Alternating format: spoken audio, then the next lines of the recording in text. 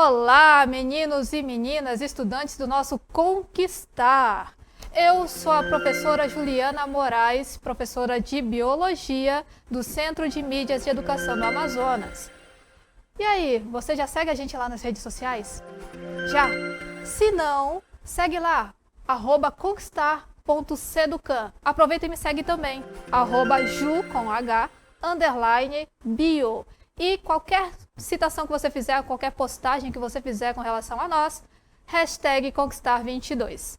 Vamos lá para o nosso episódio. O episódio 2.1 é sobre o sistema digestório humano. Com relação ao detalhamento, nós teremos aí a nutrição e os distúrbios alimentares que apresentamos. Ok? Vamos lá para o nosso desafio. Vem comigo!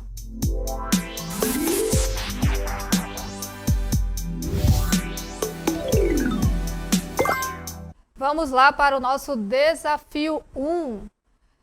Ser vegetariano ou vegano torna os seres vivos herbívoros? Vale ressaltar aí para vocês que ser vegano, ser vegetariano é uma preferência que os seres humanos, especificamente, têm com relação à sua alimentação. Pensa aí um pouquinho e já a gente responde.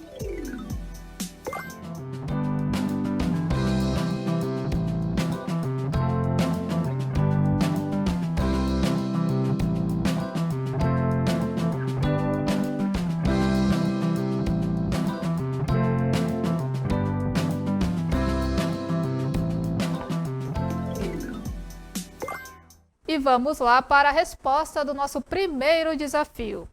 E aí, pensou um pouquinho? Será que realmente quem se adequa, a ser vegetariano ou vegano, ele passa a ser herbívoro? Porque a gente sabe que quem é vegetariano e vegano ou vegano, eles têm uma preferência por alimentação baseada em plantas, em vegetais, ok? Mas isso o torna herbívoro por isso? A resposta é não. Parabéns para quem respondeu não, certo? Vamos lá, o porquê dessa resposta. Bom, a gente não pode confundir, pessoal, hábitos alimentares com a classificação nutricional dos seres vivos, certo? Vegetariano e vegano é uma classificação de hábito, certo? Eu, Juliana, prefiro consumir mais vegetais por conta da riqueza de vitaminas, para não engordar e tudo mais. Mas isso não me tira da classificação nutricional da minha espécie, o que é mais importante. A classificação nutricional não refere a mim, Juliana, A classificação nutricional é com relação à espécie a que eu pertenço. Então, se eu sou espécie humana, eu tenho uma classificação de todos os seres humanos, que são onívoros. Certo? Onívoros por quê? Porque ele consome tanto carne, quanto derivados animais, quanto derivados vegetais, quanto derivados de micro-organismos, certo? Então, não confundam aí essa questão de hábitos alimentares com a classificação nutricional dos seres vivos. Vamos para o nosso primeiro conceito. O nosso conceito 1 é uma lembrancinha aí que a gente precisa ter, Vamos relembrar quais são as propriedades dos seres vivos. Porque para ser classificado como ser vivo, para ser considerado um ser vivo, ele tem que atender a alguns critérios. Vamos relembrar esses critérios agora? A primeira delas é a composição química. Na composição química, a gente sabe que dentro do nosso universo, nós temos dois tipos de substâncias, as orgânicas e as inorgânicas. E no nosso organismo, dos seres vivos, eles são compostos tanto por uma quanto por outra. Entre as inorgânicas, os principais são água e sais minerais, enquanto que as orgânicas, nós temos proteínas, ácidos nucleicos, carboidratos, lipídios e vitaminas. Ok? O próximo critério, a próxima propriedade é a organização celular. Todo organismo vivo, todo ser vivo é constituído por célula, Ele é celulado, é a nossa unidade básica de formação. Ele tem um formato e tem uma função. Isso é uma célula, ok? Os seres vivos, eles são classificados de acordo com a organização celular em unicelular ou pluricelular, que também pode ser chamado de multicelular. Unicelular, nós temos aí as bactérias, os protozoários. Multicelular ou pluricelular, as plantas e os animais são os principais. Mas lembrando que fungos, nós temos tanto unicelulares, é o caso das leveduras, quanto os pluricelulares, é o caso dos fungos comestíveis, os cogumelos, tá? E os vírus? Vírus é considerado ser vivo? Ele é acelular. Ele não tem célula. Ele não é considerado um ser vivo por conta disso. Tá? Existe aí um embate sobre isso, mas eu não vou adentrar essa área com vocês neste momento. A próxima propriedade, nós temos aí o metabolismo. Toda célula, ela tem um ambiente intracelular. E nesse ambiente intracelular nós temos a ocorrência de várias reações químicas. O conjunto de todas essas reações químicas, sejam de quebra ou de formação de substâncias, aí nós temos o catabolismo e o anabolismo, né? Tudo isso aí vai referenciar ao metabolismo do organismo. E a nossa próxima propriedade aí é a reação a estímulos. A reação a estímulos nada mais é do que a percepção que o ser vivo tem, né? A capacidade que ele tem de perceber o que está acontecendo em sua volta, ao seu redor, e de reagir a diferentes tipos de estímulos. Essa resposta aos estímulos gera o que nós já conhecemos como movimento, né? Então, se tem algo que me incomoda naquele meio, eu saio, não é assim? Então, para sair, eu preciso de movimento. Se eu preciso de luz, se eu preciso de calor, eu também vou buscar essa fonte de calor. Se eu preciso me alimentar, eu vou à caça, né? Isso tudo gera movimento, ok? A nossa próxima propriedade aí é a hereditariedade e a reprodução, ou reprodução e hereditariedade numa ordem lógica de pensamento, tá? A reprodução é quando os seres vivos conseguem gerar novos indivíduos da mesma espécie, não esqueçam disso, tá? Novos indivíduos da mesma espécie de diversas maneiras, né? Porque aí nós temos os assexuados e os sexuados. O assexuado, um novo indivíduo é gerado a partir de um indivíduo único, sem parceiro sexual.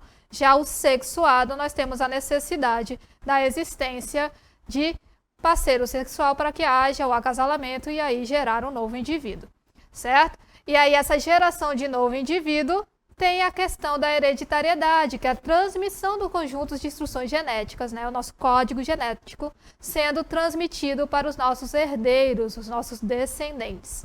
A próxima propriedade, então, é a evolução, que é o processo pelo qual os organismos modernos, os organismos atuais se desenvolveram com o passar dos tempos, né? A partir de antigos ancestrais. E para embasar melhor, né, o nosso conceito aí do sistema digestório, entender como é que a gente classifica ele, né, como é que a gente organiza ele, nós temos a nutrição. A nutrição nada mais é do que o conjunto de processos que envolvem desde a ingestão do alimento até a assimilação dos nutrientes pelas células. Não é isso? É isso que é se nutrir, você obter nutrientes para o organismo, tá? E essa obtenção de nutrientes, nós temos aí a classificação, como é que se dá, dos organismos vivos, que são divididos em autótrofos e heterótrofos, esses termos aí que são meio complicadinhos, né, de entrar na nossa cabeça. Os autótrofos são aqueles seres que são capazes de sintetizar o seu próprio nutriente, ok? Para a sua manutenção. Como exemplo principais, nós temos as plantas e as algas. Já os heterótrofos são aqueles seres que dependem da ingestão de fontes de nutrientes. Então, são aqueles que vão atrás dos alimentos para que aconteça aí a sua manutenção corporal e ele consiga desenvolver seu metabolismo. Como é que eu classifico os heterótrofos a partir dos alimentos que eles consomem? Em carnívoros, herbívoros e onívoros. Atenção aí, tá? Esses três é uma subclassificação para heterótrofos. Então, eu tenho os seres heterótrofos, eu tenho os carnívoros que privam ali, né? Que eles são exclusivamente nutridos por fontes animais. Nós temos os herbívoros, que são exclusivamente, né, por fontes vegetais, são nutridos exclusivamente por fontes vegetais. E os onívoros, como nós já ouvimos falar aqui hoje, que são aqueles que se alimentam tanto de fonte animal, quanto fonte vegetal, quanto de micro-organismos.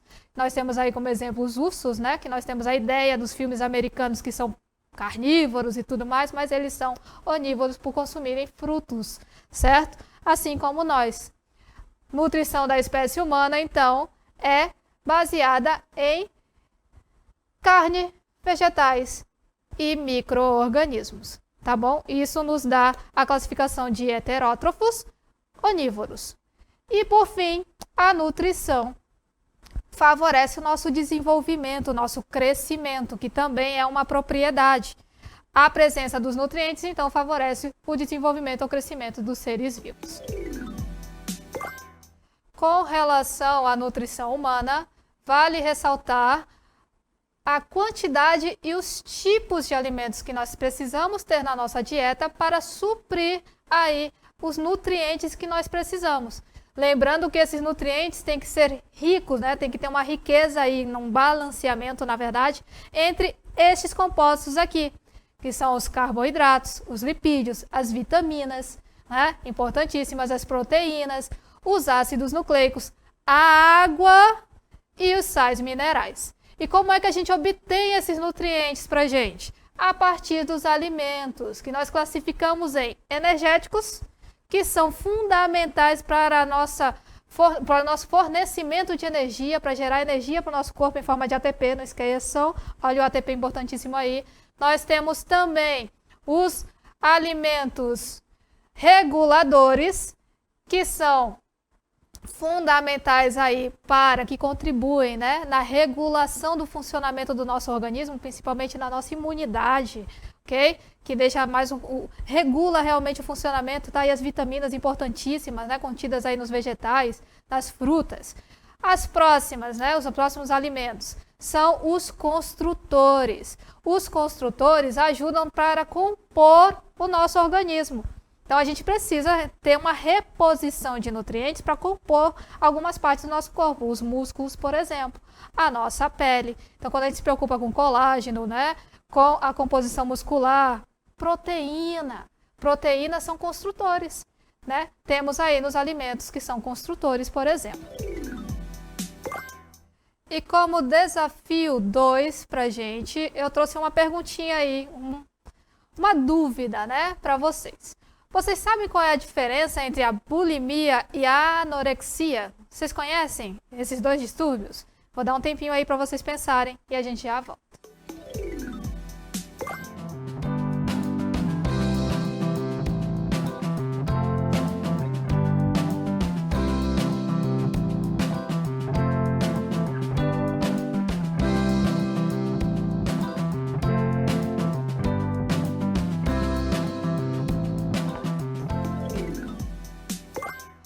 E aí, você pensou um pouquinho? Refletiu? Será que anorexia e bulimia é a mesma coisa? Vamos para os conceitos aqui, rapidinho. A bulimia, ela acontece quando a pessoa, ela come, porém, de forma exagerada em um espaço curto de tempo. E, posteriormente a essa alimentação, ela tenta compensar esse exagero. Como nós conhecemos, normalmente as pessoas que possuem, né, essa característica de bulimia, elas induzem o vômito, por exemplo. Mas não é só o único modo, tá? Existe a ingestão de alguns medicamentos aí para essa eliminação.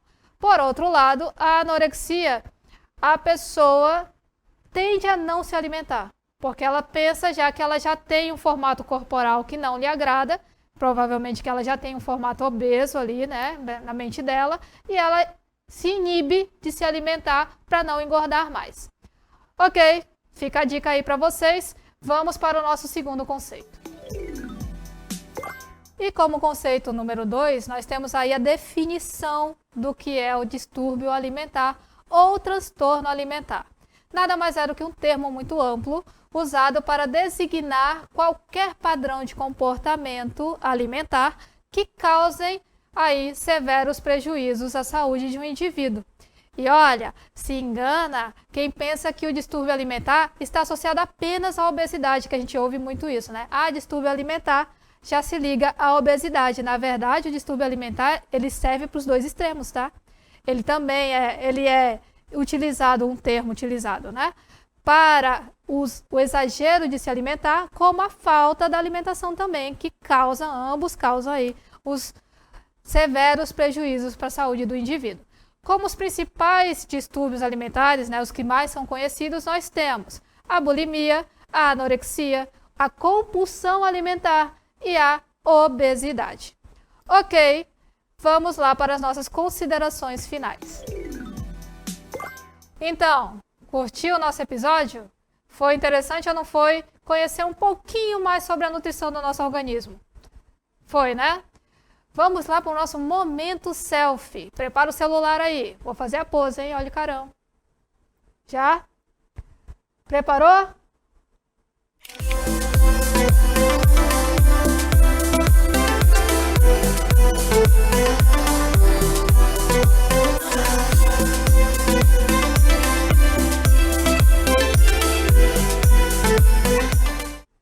Show! Agora você vai lá, posta na sua rede social, não esquece de marcar o Conquistar, @conquistar.seducan, aproveita e me marca também, @ju_bio e bota lá a hashtag Conquistar22. Vamos para o próximo? Andamos!